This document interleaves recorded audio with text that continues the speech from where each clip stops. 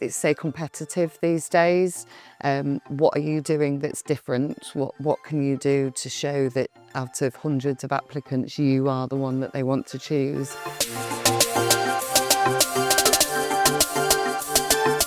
Welcome to Apprenticeships Unfiltered. Today I'm joined by a great panel to talk about all things apprenticeships, and we're going to hear from an apprentice, an employer and a career leader today. And what I'd like to do now is introduce the panel, starting with you, Fraser. Hi, I'm Fraser. I'm a heating apprentice at Sureserve. Hello, I'm Kirsty Payne. I'm the Bids and Marketing Director at Sureserve. Hi, I'm Emma John, the careers leader and the SLT link at Priory Lincoln Academy. What I'm going to do is start with you, Fraser, to talk about why you chose an apprenticeship. So I did 2 years of college. During that time, I was searching for apprenticeships anyway. And it was always something I wanted to do because it's earning whilst you're learning.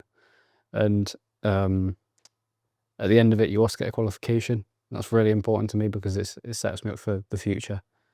Had anybody directed you that way, or was that something that you did off your own back? So the apprenticeship idea all came from my dad and my brother. My brother's a apprentice in engineering.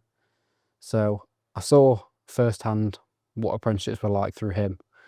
And I saw it and I thought, wow, definitely want to do that because he's earning a lot of money and he's only that age. And it really appealed to me. When you were deciding, how much awareness did you have about the apprenticeships available? Not a lot, because advertising for apprenticeships you don't really see a lot of. So it was by chance that I dropped my CV off in an office one day and landed myself an apprenticeship. Did you physically email, or you physically handed it to somebody? I physically went to the employer, and luck of the draw, the person that I gave my CV to was the person who interviewed me on the day. I'm just hearing this more and more, that face-to-face, when you're going to an employer, they want that face-to-face still. They don't want an anonymous email. And is this what you're finding with your students? You're trying to educate the students? Yeah, I think so. It's developing though, so it's about the face-to-face, developing the skills to be able to do that. So the confidence to be able to do that, and the resilience of the knockbacks that you are going to find. If you could go to 20 and have 19 knockbacks, and it's not giving up and it's just keeping going.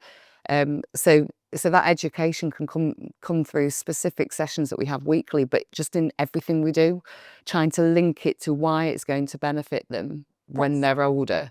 Yeah. Which is always hard with teenagers, but it is that link. It's a great point about the resilience and the knockbacks. Did you get that your job the first one you applied, or had you had a few knockbacks as well? Definitely not. Okay. So I came out of school and I was looking at apprenticeships because of my brother, and I thought maybe it'd be quite easy to get into one.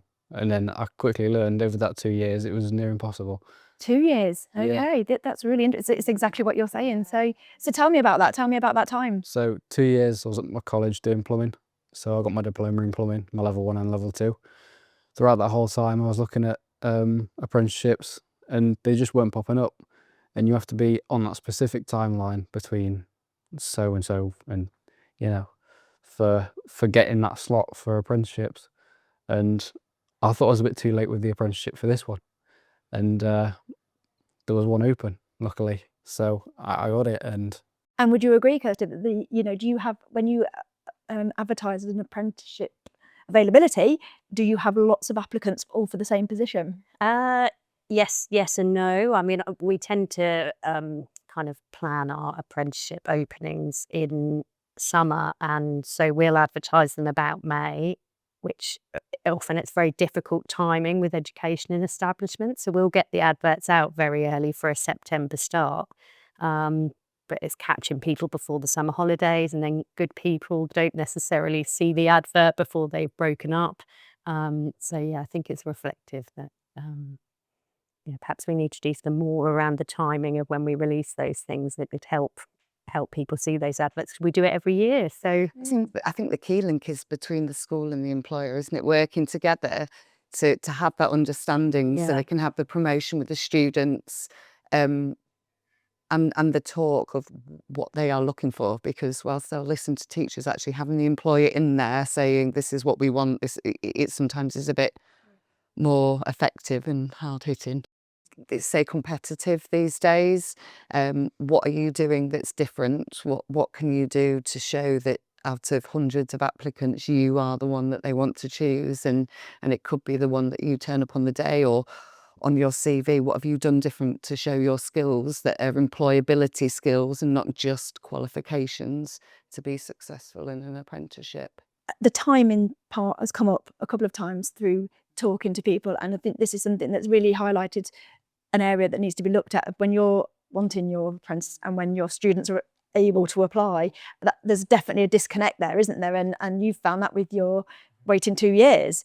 However, you've done that 2 years diploma and then got your role that you have now. So it's all success in the end. It's been helped, yeah. And thank goodness you were proactive enough to come in. I know.